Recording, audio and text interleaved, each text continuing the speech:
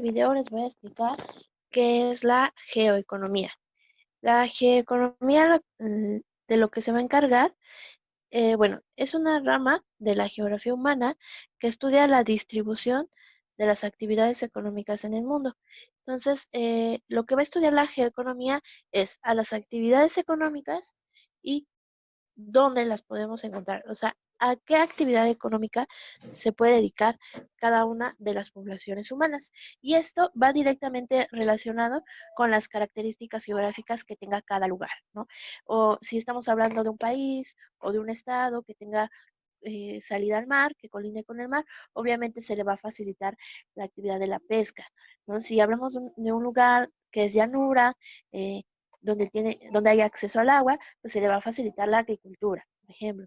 Si es un lugar en donde hay minerales, se va a desarrollar la minería. Y así. Entonces, las actividades económicas están determinadas por los factores geográficos, por los factores naturales. Y aquí vemos esta relación entre ser humano y naturaleza. Pero la naturaleza es la que nos da esos recursos, que ya vimos que se llaman recursos naturales, y va a ser el humano el que los va a explotar a cambio de obtener un beneficio, ¿no? En el modelo económico en el que vivimos, que es el modelo capitalista, los seres humanos nos dedicamos a una actividad económica para obtener un beneficio económico, o sea, dinero, y con el dinero poder satisfacer nuestras necesidades. Ese es el principal fin de las actividades económicas, que el ser humano tenga recursos, pero a la vez ganarse un ingreso económico que le va a permitir satisfacer sus necesidades. ¿Eh? Además, la geoeconomía va a estudiar los modelos económicos que existen dentro de los países, ya que es el que regula las relaciones económicas entre los mismos países. Entonces, la geoeconomía también va a estudiar cómo se estructura la economía, los modelos económicos. Como ya te acabo de mencionar, el modelo económico actual en el que nos desenvolvemos es el capitalismo. Acuérdate que eso lo debiste de haber visto en tu clase de historia.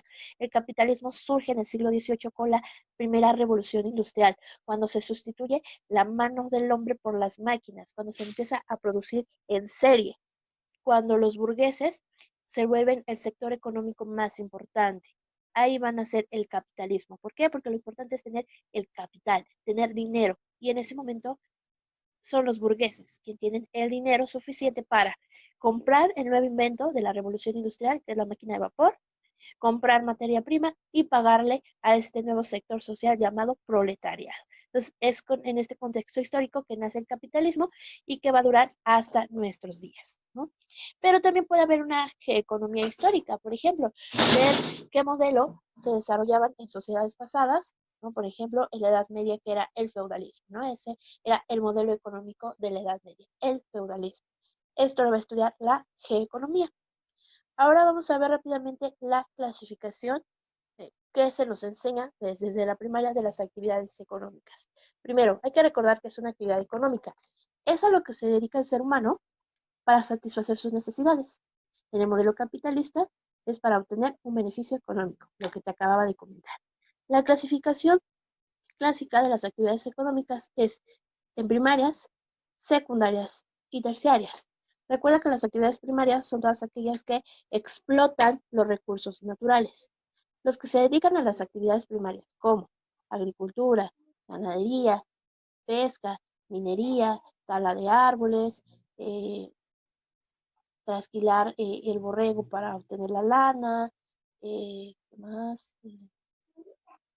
La apicultura, los que trabajan con las abejas, todas estas personas que tienen contacto directo con el recurso natural son actividades primarias. Entonces, las actividades primarias son todas aquellas actividades que explotan los recursos naturales, tienen contacto directo con el recurso natural. Después tenemos las secundarias. Las secundarias son todas aquellas actividades que transforman la materia prima. Son actividades de transformación. Entonces, las personas que se dedican a las actividades primarias obtienen la materia prima y se las van a vender a quienes se dedican a actividades secundarias, a la industria, y la van a transformar. ¿En qué la van a transformar? En un producto. Entonces, tenemos industria textil, industria automotriz, industria eléctrica, electrónica, la siderúrgica, la metalúrgica, la industria alimenticia, la industria farmacéutica, industria papelera, ¿no? Todas estas actividades que transforman los recursos naturales, es decir, las fábricas, el sector secundario. Esas fábricas, esa industria transforman la materia prima en un producto y ahora ese producto se tiene que distribuir y se tiene que vender. Aquí es donde entran las actividades terciarias, que son todas aquellas actividades que ofrecen un servicio, principalmente el comercio y el transporte. Serían actividades terciarias, aquellas actividades encargadas de llevarle a las personas un producto. Ahora vamos a hablar del neoliberalismo, algo que también suelen preguntar un poco en el examen. Neoliberalismo. Si vemos cómo se conforma la palabra, vemos que viene de, bueno, neo es un vocablo que significa nuevo, entonces quiere decir nuevo liberalismo. Y si hay un nuevo liberalismo, quiere decir que hay un viejo liberalismo, ¿no? ¿Cuál es ese viejo liberalismo? En lo político, lo que se dio durante la Ilustración, ¿no? Aquí tenemos estos personajes, Rousseau, Diderot, Voltaire, Montesquieu, ¿no? Estos ilustrados que con sus ideas dieron origen al liberalismo político. En lo económico, ¿qué es lo que nos interesa? Obviamente es el liberalismo económico o capitalismo, puede usarse como lo mismo, liberalismo económico o capitalismo, va a surgir con la revolución industrial del siglo XVIII, con el surgimiento de la industria, ¿no? Ese es el viejo liberalismo, el del siglo XVIII. Y para eso, seguramente en tu clase de historia te hablaron de este personaje, que es Adam Smith. Adam Smith, un economista inglés del siglo XVIII, que escribió un libro llamado La riqueza de las naciones. Ese libro es la base teórica del capitalismo. Por eso a Adam Smith se le considera como el padre del liberalismo económico. ¿Qué decía Adam Smith? ¿Qué nos dice ese liberalismo económico del siglo XVIII? Bueno, lo que expresa Adam Smith obviamente son ideas que iban en contra del antiguo régimen. Acuérdate que todo este liberalismo, ya sea económico o político, surge en respuesta al antiguo régimen. Son los burgueses los que quieren cambiar las cosas para poder llegar al poder, ¿no? Entonces, el liberalismo económico iba a... Adam Smith, con este liberalismo económico, propuso ideas que iban en contra del antiguo régimen en lo económico. Adam Smith nos dice que el Estado no debe de intervenir en cuestiones económicas. Ningún rey, ningún gobierno, ningún Estado. Adam Smith nos dice que la economía se rige por sí sola, por algo llamado la oferta y la demanda. Entonces, el gobierno, los gobiernos, el Estado, y en esta época, en el siglo XVIII, los monarcas, no deben de intrometerse en cuestiones económicas. Al único que le atañe las cuestiones económicas es al burgués, porque es el burgués el que está invirtiendo su dinero y es el burgués al que le corresponde determinar los precios de los productos, porque sabe cuánto está invirtiendo, no al gobierno, no al Estado. Esto lo va a decir Adam Smith en el siglo XVIII. Entonces es cuando se funda el capitalismo y ese sistema económico en el que nos vamos a desenvolver durante el siglo XIX, siglo XX y hasta nuestros días. ¿Qué va a pasar en el siglo XX?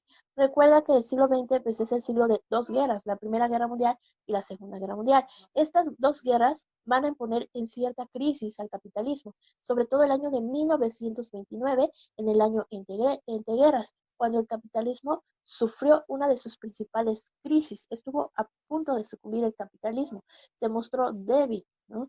Entonces, en 1929, Estados Unidos, que es el principal país capitalista, cae en crisis económica, con algo llamado el Jueves Negro, cuando la Bolsa de Valores de Nueva York cae, ¿no? Esta crisis de 1929 que va a sufrir el capitalismo, lejos de lo que se pueda pensar, no es por falta de dinero, más bien es una crisis por sobreproducción.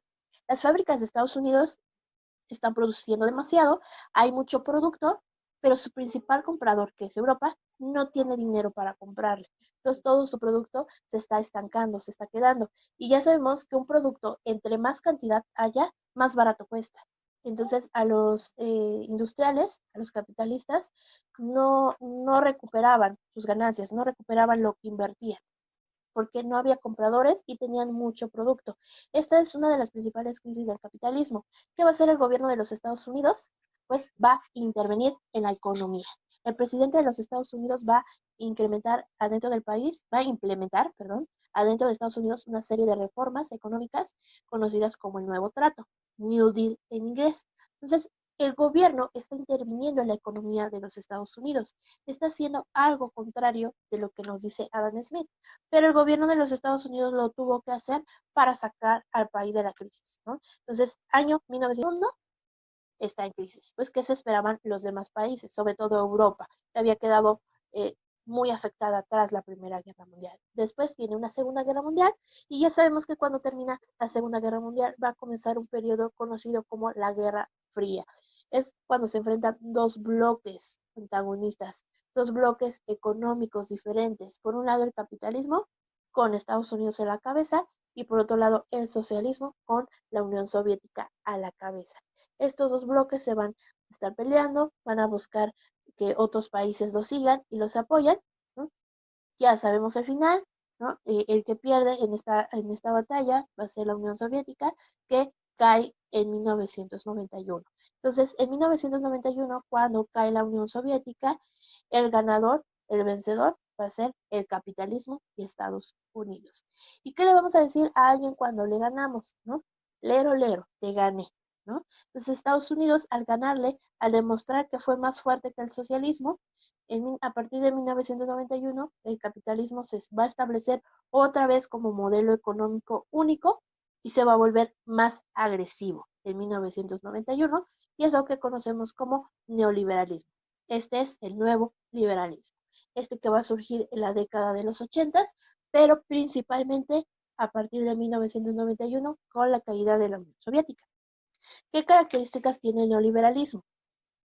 Retoma la idea de Adam Smith, la escasa participación del Estado en asuntos económicos, va a apoyar al sector privado empresarial, va a apostar por la privatización de las empresas. Entonces, si el liberalismo económico nos dice que el Estado no debe de intervenir en cuestiones económicas, pues mucho menos debe de tener empresas. Entonces, en esta época del neoliberalismo, cuando comienza a expandirse, a partir de 1991 o en los 80, muchos gobiernos van a vender empresas que tiene el propio Estado a manos de particulares. En el caso de México se dio esta privatización con Teléfonos de México. Era el Estado, era el gobierno el que regulaba la distribución de las telecomunicaciones, del teléfono. Va a ser en los 90 cuando se las va a vender a un particular llamado Carlos Slim. Entonces a esto se le llama privatización, cuando el gobierno deja de tener empresas y se las vende a un particular, ¿no? Entonces, obviamente, por eso, el sector favorito del neoliberalismo son los empresarios, la propiedad privada, es lo que más le gusta al neoliberalismo. Va a eliminar subsidios, recortes a programas sociales, recortes a salarios y prestaciones. Vean, chicos, yo que soy una persona ya de 30 años, ¿no? Les doblo la edad a muchos de ustedes. Soy una persona que no voy a tener pensión, ¿no? No voy a gozar de esta prestación social llamada una pensión, ¿no? Que cuando llegue a mi vejez, tramito mi pensión y tranquilamente podría vivir con lo que me da el Seguro Social cada mes. A nosotros y obviamente a ustedes ya no les tocó esta prestación. Poco a poco, todo esto que fue ganando el sector obrero con sus luchas en el siglo XIX, en el siglo XX, se ha ido perdiendo. Por eso ya nos encontramos cada vez más con trabajos que son por honorarios, o sea, te pagan por hora, en el que no cotizas al Seguro Social, ¿no? No tienes esta prestación y la tienes que pagar por fuera, ¿no? En el que ya no hacemos antigüedad, en el que te están renovando el contrato a cada momento, ¿no? Esto es el neoliberalismo, ¿no? Ya muchas prestaciones sociales de los obreros se han ido perdiendo. Y va a combatir movilizaciones sociales, ¿no? No le gusta al neoliberalismo los movimientos de las clases medias o bajas, ¿no? Y una de las características más importantes y que te pueden preguntar en el examen del neoliberalismo es la llamada globalización. ¿Qué es la globalización? Bueno, si recuerdas otro tema de historia, en historia no sé si viste un tema llamado imperialismo. El imperialismo se va a dar a finales del siglo XIX y es cuando las principales potencias capitalistas, las principales potencias imperialistas van a conquistar nuevos territorios, sobre todo en África. es el capitalismo en su máxima expresión, en su máxima expansión. Cuando los países están compitiendo para ver quién es el país más fregón en el capitalismo, obviamente esta competencia los iba a llevar a una pelea, a una guerra. Una competencia, ¿no? Implica una guerra, ¿no? Estás peleando con tu contrincante. Entonces, esta rivalidad imperialista se va a reflejar en la Primera Guerra Mundial. Los países capitalistas, para las finales de los 90, van a aprender de esta lección. Bueno, dice, ¿para qué nos estamos peleando entre países capitalistas? Si todos somos capitalistas, en vez de pelearnos para ver quién es el mejor, hay que unirnos, hay que hacer alianzas económicas, hay que comercializar entre nosotros, entre todos nosotros los países capitalistas. Entonces, aprenden la lección de lo que pasó durante el imperialismo, en el que peleaban entre ellos. Entonces, en estos momentos del neoliberalismo van a decir, en vez de pelearnos entre nosotros, mejor hay que hacer alianzas económicas. Entonces, la globalización es hacer una sola economía a nivel mundial. Ya no van a ser tan importantes las economías nacionales, sino lo que intenta hacer la globalización del neoliberalismo es tejer una sola red económica a nivel mundial, a nivel global, por eso se llama globalización. La unión de todo el mundo por medio de la economía, de las relaciones económicas. Y ya después esta globalización económica después va a traer como consecuencia una globalización cultural. ¿Cómo se va a tejer esta relación o esta red de economía global? Lo va a hacer por medio de dos cosas. Primero, creando bloques económicos. Los países se van a asociar en los llamados bloques económicos.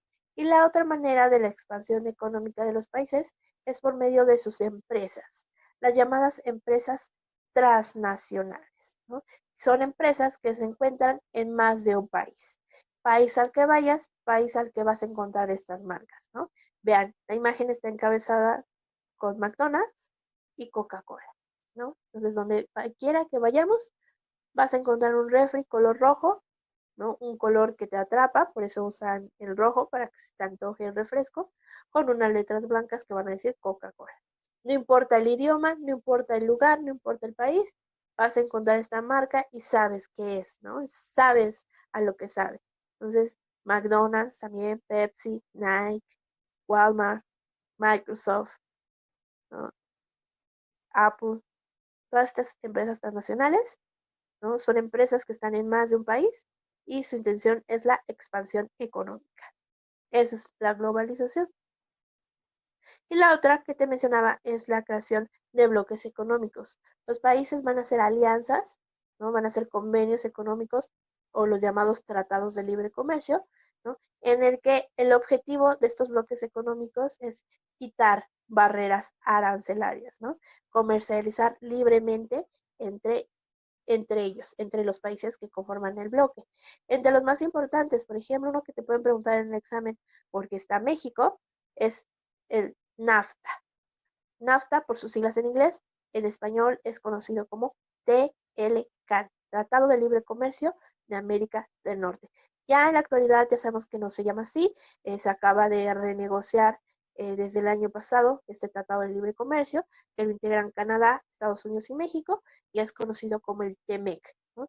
Pero como eso es algo muy reciente, si esto te lo pregunta el examen, te lo preguntará como TLCAN, Tratado de Libre Comercio de América del Norte. Este es un bloque económico importante y es la entrada, este tratado se firmó en 1992 con Carlos Salinas de Gortari, se empezó a aplicar hasta 1994 y es la entrada del neoliberalismo en México.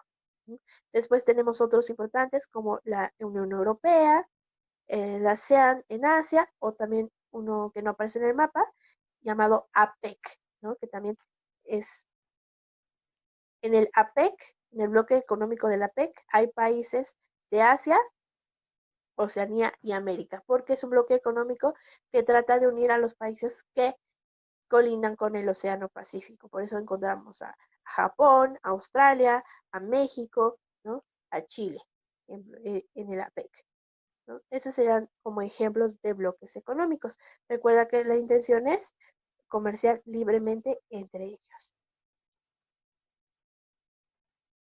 También tenemos instituciones internacionales que regulan estas relaciones económicas. Son las llamadas instituciones de la globalización. Las tres más importantes son el Fondo Monetario Internacional, sus siglas FMI, el Banco Mundial, sus siglas serían BM, y la Organización Mundial de Comercio, la OMC. Estas tres instituciones son de carácter internacional y tienen funciones específicas, ¿no? Regular las relaciones económicas en el mundo. El Fondo Monetario Internacional es una organización encargada de promover el comercio internacional y la paridad monetaria. Entonces, es una institución que vigila a las monedas de los países. El Banco Mundial es el encargado de asistir financieramente mediante préstamos y financiamientos económicos, pues tiene la función de cualquier banco, ¿no? Dar préstamos. A cambio, el país que recibe el préstamo por parte del Banco Mundial se compromete a llevar a cabo reformas estructurales al interior del país que le garanticen al Banco Mundial que le va a pagar. Por eso el sexenio de Enrique Peña Nieto estuvo lleno de reformas estructurales. Reforma educativa, reforma energética, reforma de telecomunicaciones, tiene que ver por el préstamo, ¿no?, pedido al Banco Mundial. Y tenemos la Organización Mundial de Comercio, que es la encargada de regular las relaciones comerciales entre los países. Y si llega a haber un conflicto internacional de carácter comercial, pueden acudir a la Organización Mundial de Comercio a solucionar cualquier problema. Y es justamente el neoliberalismo que, a partir de la teoría económica, de ciertos conceptos provenientes de la teoría económica, de la economía, el neoliberalismo va a separar a los países de dos tipos, ¿no? Para el neoliberalismo existen dos tipos de países: países desarrollados y países subdesarrollados. Pero para que no se escuche tan feo, les vamos a llamar países en vías de desarrollo. Entonces, para saber si un país es desarrollado o subdesarrollado, ¿no?, se va a tomar ciertos conceptos de la economía y se los va a aplicar a los países para determinar si un país es desarrollado o subdesarrollado. ¿Qué conceptos vamos a tomar de la economía para medir el desarrollo de un país? Vamos a ver los conceptos de exportación, importación, actividades económicas, Producto Interno Bruto, o sus siglas PIB, el ingreso per cápita, tasa de alfabetismo, tasa de natalidad, tasa de morbilidad, migración, pirámide poblacional, y al final hablaremos de algunos ejemplos de países. Entonces, estos conceptos vamos a tomar de la economía para determinar si un país es desarrollado o subdesarrollado. Vamos a ver qué es cada uno de estos conceptos. ¿Qué es exportación?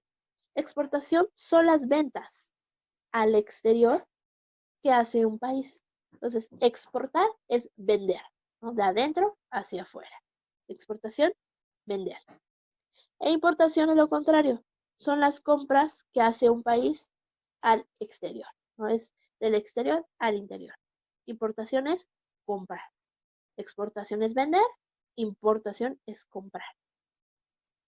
Actividades económicas. Ya vimos que las actividades económicas son las actividades a las que se dedica el ser humano para satisfacer sus necesidades. Producto Interno Bruto, PIB, son las ganancias totales de un país. Se suman todas las ganancias que dejan todas las actividades económicas a las que se dedica un país, se suman y ese es el Producto Interno Bruto. Las ganancias que dejan todas las actividades económicas de un país. Ingreso per cápita es un promedio.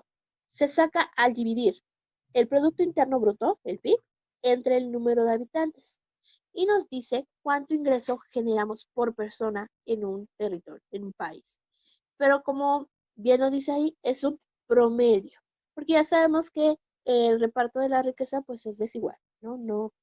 No es como este promedio del ingreso per cápita. Entonces, ingreso per cápita se obtiene al dividir el Producto Interno Bruto entre el número de habitantes. Tasa de alfabetismo.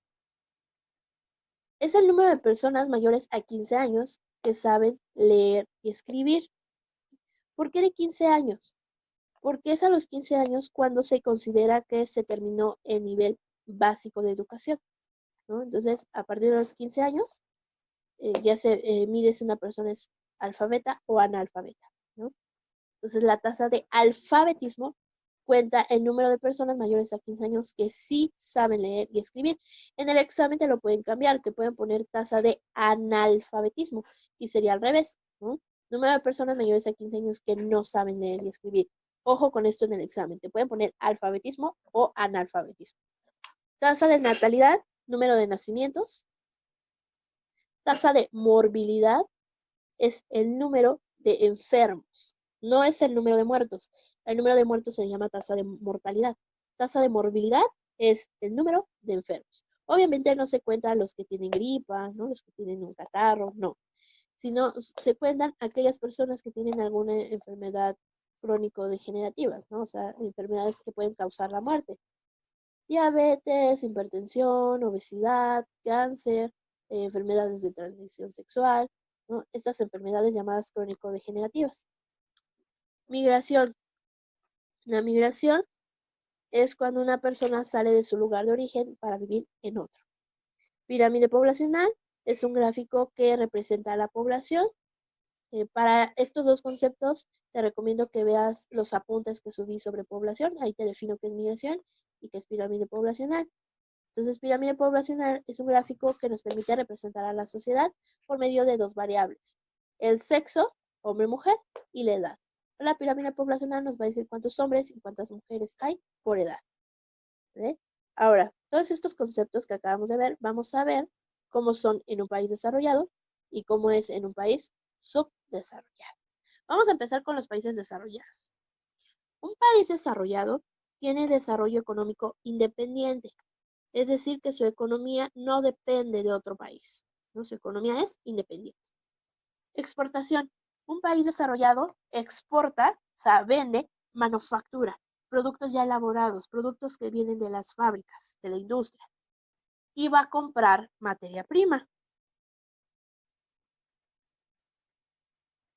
Un país desarrollado se va a dedicar a actividades secundarias y terciarias. Un país desarrollado sobre todo se dedica a la industria y al comercio. El Producto Interno Bruto de un país desarrollado.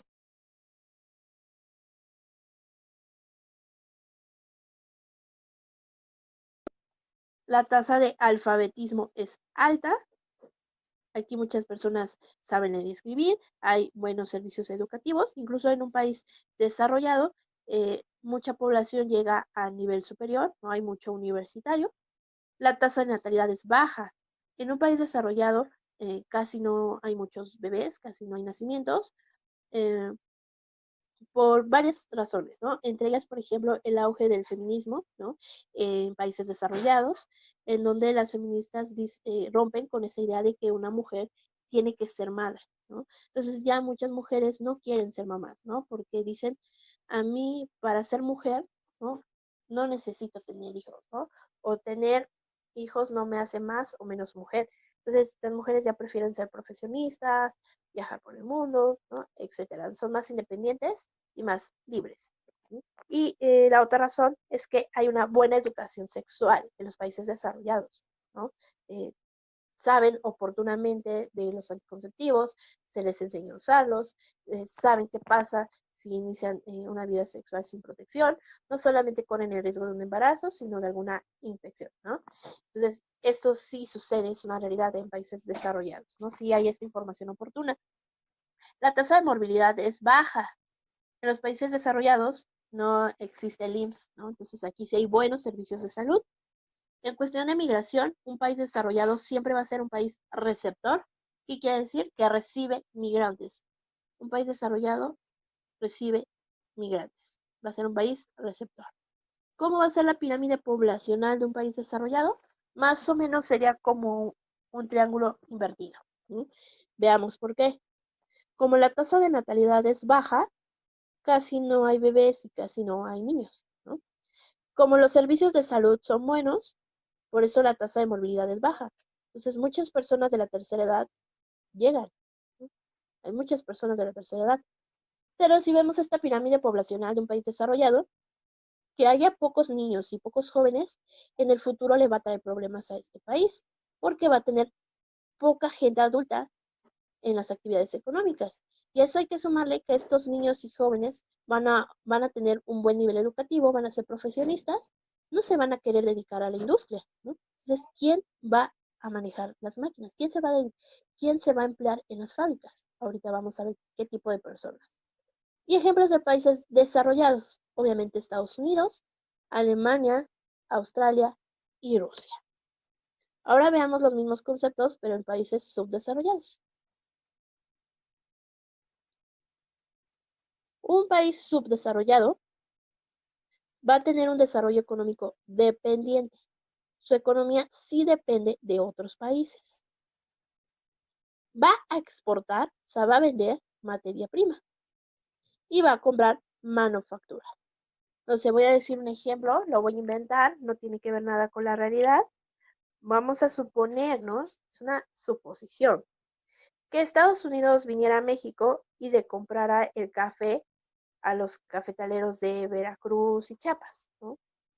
Y Oaxaca, que son de los mejores granos que tenemos en México, ¿no? Veracruz, Chiapas, Oaxaca. Imagínense que vienen los estadounidenses a comprarle café a los campesinos, a los cafetaleros, se los venden a muy bajo precio, el kilo de café, ¿no? Muy, muy barato. Se lo llevan a Estados Unidos y después viene Estados Unidos a México a poner sus empresas, no sé, como Starbucks, por ejemplo, y nos vende a 90, 100, 120 el vaso de café. Y ya no lo es porque nos los está vendiendo como café importado, ¿no? Cuando Estados Unidos vino y lo compró aquí. Ah, pero no se olviden que el vaso de Starbucks va a traer su nombre y pues eso vale mucho dinero, ¿no? Por eso no lo dan a ese precio. Es un ejemplo, no creo que pase en la realidad, ¿verdad? Un país subdesarrollado se va a dedicar sobre todo a actividades primarias. Su Producto Interno Bruto es bajo. Su ingreso per cápita es bajo. Su tasa de alfabetismo va a ser baja. Su tasa de natalidad es alta. Hay muchos nacimientos. Su tasa de morbilidad es alta. Aquí sí hay seguro social, ¿no? Aquí sí hay IMSS, donde seguro te mueres, ¿no? IMSS. Un país subdesarrollado va a ser un país emisor. Quiere decir que es un país de donde van a salir migrantes.